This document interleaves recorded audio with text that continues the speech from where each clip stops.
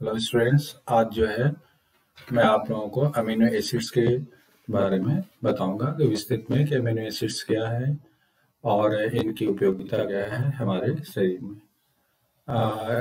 जैसा कि इसमें मैंने आपको इस अपने स्लाइड में दिखाया है कि अमीनो एसिड एक्चुअली है क्या।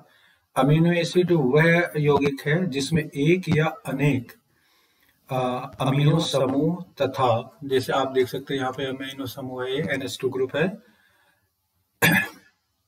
या अनेक कार्बोक्सिलिक ग्रुप, ये COOS जो है, उपस्थित होते हैं। और जैविक महत्व के अमीनो अम्लों में कार्बोक्सिलिक समूह की स्थिति में अमीनो समूह उपस्थित होता है, इसी कारण इसे अमीनो अम्ल कहलाते हैं। सभी सूक्ष्म जीवों, पादपों, जंतुओं में पाई जाने वाली प्रोटीन्स में मुख्यतया 20 प्रकार के अमीनो अम्ल पाए जाते हैं। इसके अतिरिक्त कुछ अमीनो अम्ल विशेष प्रकार की प्रोटीन्स में ही सीमित होते हैं। अमीनो अम्ल की सामान्य संरचना निम्नलिखित प्रकार प्रदर्शित की जाती है। ये देखिए, ये अमीनो एसिड के है जिसमें कार्बन है, जिसमें कि चारों ग्रुप अलग अलग हैं। ये साइड चेन कहलाता है और ये कार्बोक्सिलिक ग्रुप है, ये अमीन NH2 ग्रुप है और ये हाइड्रोजन है।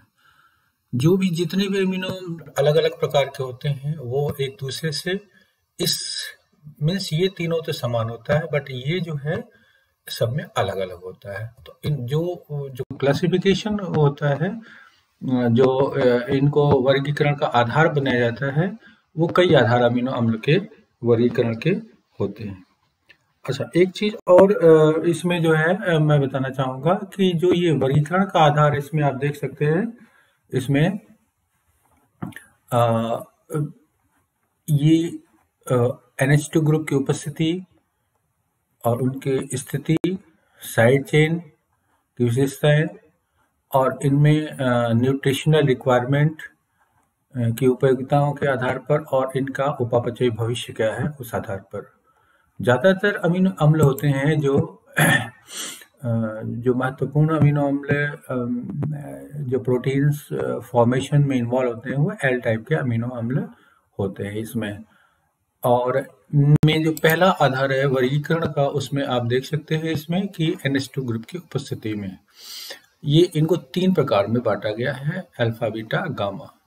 ठीक है, और इनमें ये जो आप ये अमीनो अम्ल देख रहे हैं, ये जितनी भी all naturally occurring amino acids जो होती हैं वो alpha amino acid, L amino acid होती हैं।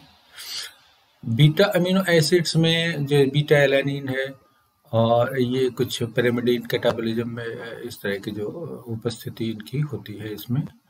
और गामा अमीनो एसिड में जो ये गामा अमीनो ब्यूटिक एसिड तो बहुत महत्वपूर्ण ये बायोमॉलिक्यूल्स है, तो इसमें इस तरह के जो है जो इस प्रकार के गामा अमीनो एसिड्स पाए जाते हैं।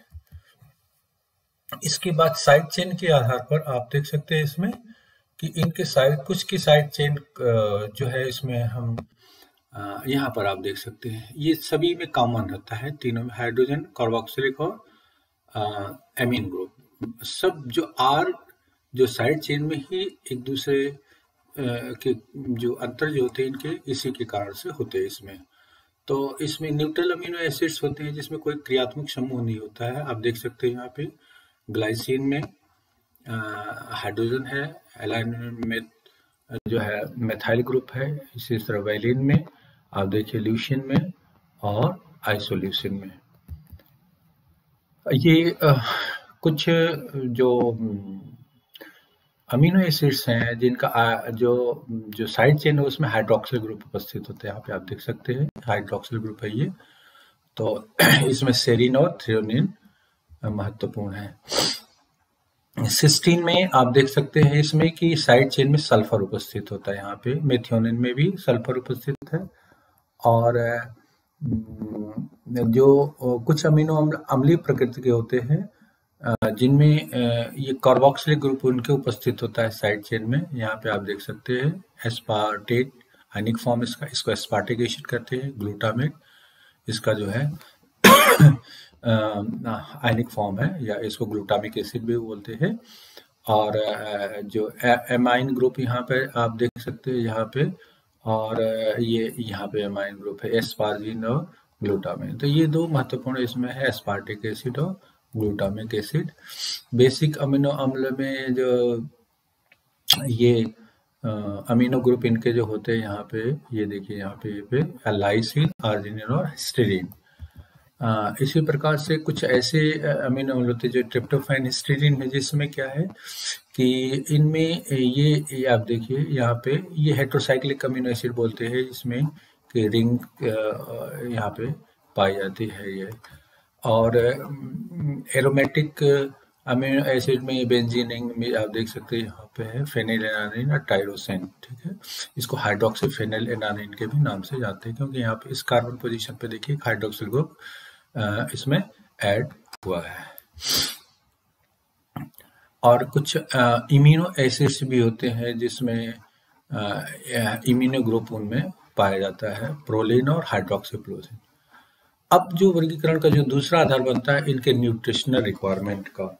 न्यूट्रिशनल रिक्वायरमेंट कहने का मतलब यह है कि वो हमारे शरीर में कुछ तो बनते हैं, कुछ नहीं बनते, तो उसको हम भोजन के माध्यम से उनकी पूर्ति करते हैं। अधिकांश प्रोकैरियोटिक कोशिकाओं जैसे बैक्टीरिया तथा कुछ यूकैरियोटिक कोशिकाओं जैसे पादप यीस्ट में प्रोटीन्स में पाए जाने वाले सभी प्रकार के अमीनो अम्लों का संश्लेषण किया जाता है। मनुष्य की कोशिकाओं में सभी प्रकार के अमीनो अम्लों का संश्लेषण नहीं किया जा सकता है। ऐसी कोशिकाओं में कुछ विशेष प्रकार के अमीनो अम्ल ही संश्लेषित किए जा सकते हैं।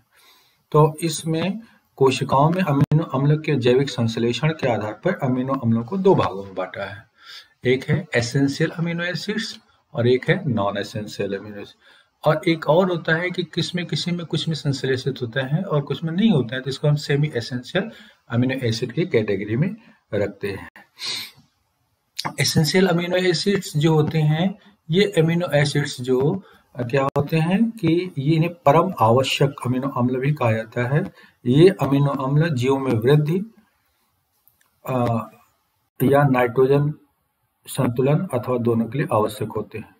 चूंकि इनका संश्लेषण शरीर में नहीं होता है, अतः इन्हें भोजन के माध्यम से ही क्या करते हैं, हम ग्रहण करते हैं। ये अमीनो अम्ल ऊतक प्रोटीन के निर्माण के लिए आवश्यक होते हैं। और इसमें जो लिस्टिंग की गई है, methionine, arginine, threonine, tryptophan, valine, isoleucine, leucine, phenylalanine, histidine और लाइसिन। इसके बाद इसमें कुछ जो अमीनो अम्ल जिसको हम नॉन एसेंशियल की कैटेगरी में, नॉन एसेंशियल कहने का मतलब ये है कि इनका क्या है, इनका संश्लेषण शरीर की कोशिकाएं स्वयं कर सकती हैं। और ये अमीनो अम्ल इसलिए इनको अनिवार्य जिसको कहते हैं नॉन एसेंशियल अमीनो अम्ल कहते हैं। इनका भोजन में उपस्थित होना आवश्यक नहीं होता है और ये आसानी से शरीर में संश्लेषित हो जाते हैं। इसमें आप ये देख सकते हो glycine, alanine, serine, cysteine, asparagine, aspartic acid, asparagine, glutamic acid, glutamine, tyrosine और प्रोलिन, तो इत्यादि ये प्रकार के। इनकी कुल संख्या कितनी होती है? इनकी 10 होती है, 10 अमीनो अम्ल होते हैं। और इस प्रकार अमीनो अम्ल जो ये आप ये देख सकते हैं मेटाबॉलिक भविष्य के आधार पर, इनका उपापचयी भविष्य क्या उसके आधार पर भी इनको वर्गीकृत किया गया है। अमीनो अम्लों को जो है कुछ कीटोजेनिक अम्ल होते हैं, कुछ कीटोजेनिक और ग्लूकोजेनिक अम्ल होते हैं और कुछ तो पूर्ण रूप से ग्लूकोजेनिक अम्ल होते हैं। तो इसमें जैसे ल्यूसिन है, ठीक है, ये प्योरली कीटोजेनिक अम्ल है क्योंकि ये क्या होता है, कीटोन बॉडीज का फॉर्मेशन करता है। इसी तरह से कीटोजेनिक और ग्लूकोजेनिक अम्ल है, ये उपापचय के दौरान जो है इसमें क्या है कि ये कीटोजेनिक पाथवे में इंटर कर लेते हैं और ग्लूकोजेनिक पाथवे का और अन्य भाग बनते हैं। आइसोल्यूसिन, फेनिलएलानिन, टायरोसिन, ट्रिप्टोफैन ये पार्शियली कीटोजेनिक और पार्शियली ग्लूकोजेनिक है। और इस तरह से हम अगर देख सकते हैं इसमें कि ये क्या है, अमीनो अम्ल जो इनके वर्गीकरण का आधार है। अच्छा, अब इसके बाद हम आते हैं कि ये अमीनो अम्ल जो इसका हमने देख लिया कि वर्गीकरण जो कितने प्रकार के अमीनो अम्ल हैं ये है, चाहे वो आर चेन के आधार पे हो, चाहे हाइड्रोक्सिल ग्रुप के आधार पे हो, चाहे एसिडिक हो, वो सारी चीजों के बारे में हमने डिस्कस कर लिया ना। अब महत्वपूर्ण जो इम्पोर्टेंट चीज है कि अमीनो अम्ल की उपयोगिता इतनी क्यों है। Some of most important functions of amino acid जो हमने यहाँ पे दिखा है, ये क्या है, प्रोटीन के लिए बिल्डिंग ब्लॉक का मॉलिक्यूल। प्रोटीन का निर्माण ही, पॉलीपेप्टाइड का निर्माण ही अमीनो अम्लों को जोड़ने से होता है। ये जो है पेप्टाइड बॉन्ड द्वारा जोड़ करके पॉलीपेप्टाइड का फॉर्मेशन करते हैं। और इसमें जो एल अमीनो एसिड होती है ये पॉलीमराइज होते हैं और क्या बनाते हैं कि वो प्रोटीन का निर्माण करते हैं बायोलॉजिकल बफर के रूप में। मीन्स पीएच नियंत्रण में ये बहुत अहम भूमिका निभाते हैं। तो इस प्रकार से पीएच को नियंत्रण में नाइट्रोजन स्टोरेज के रूप में इनका इस्तेमाल होता है। एस्पार्जिन और ग्लूटामीन जो है हम देख सकते हैं कि नाइट्रोजन स्टोरेज के सोर्स के रूप में इस्तेमाल किए जाते हैं। इसके बाद प्रोलीन जो है इसका एक अपना अलग महत्व होता है पॉलीपेप्टाइड्स में जो किंग्स फॉर्मेशन होते हैं उसके लिए। इसके बाद सल्फर के लिए सिस्टीन है और एरोमेटिक में आप देख सकते हैं इलेक्ट्रॉन ट्रांसफर में ये एरोमेटिक रिंग इनकी हेल्प करते हैं, फिर टायरोसिन और ट्रिप्टोफैन। और कुछ अमीनो अम्ल जो है ग्लूकोज, कुछ अमीनो अम्ल क्या करते हैं, अमीन ग्रुप अपना त्याग करके क्या है ग्लूकोज फॉर्मेशन में रोल प्ले करते हैं। कुछ अन्य यौगिक भी बनाते हैं, जैसे टायरोसिन क्या है, थायरोक्सिन हार्मोन और एड्रेनालिन और स्किन पिगमेंट मेलानिन के लिए आवश्यक होता है। ग्लाइसिन हीम का निर्माण करता है। ठीक, ट्रिप्टोफैन क्या है, vitamin, nicotinamide, plant hormones, indole acetic acid के लिए जरूरी होता है। एंटीबायोटिक्स, कुछ नॉन प्रोटीन अमीनो एसिड्स भी महत्वपूर्ण होते हैं एंटीबायोटिक के निर्माण में, और इसमें एजेसिरिन है, वेरिनोमाइसिन है।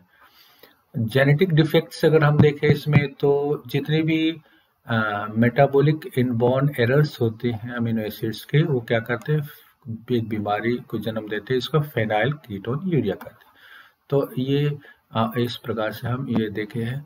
एल अमीनो एसिड और अन्य इनके डेरिवेटिव्स जो होते हैं वो नर्व ट्रांसमिशन में, कोशिकाओं के ग्रोथ में, पोरफायरिन और प्यूरिन, पिरिमिडिन और यूरिया के निर्माण में भाग लेते हैं। तो हमने इस प्रकार से देख लिया इसमें कितने महत्वपूर्ण फंक्शंस इन अमीनो एसिड्स द्वारा निभाए जाते हैं। So this is all about amino acids. Thank you.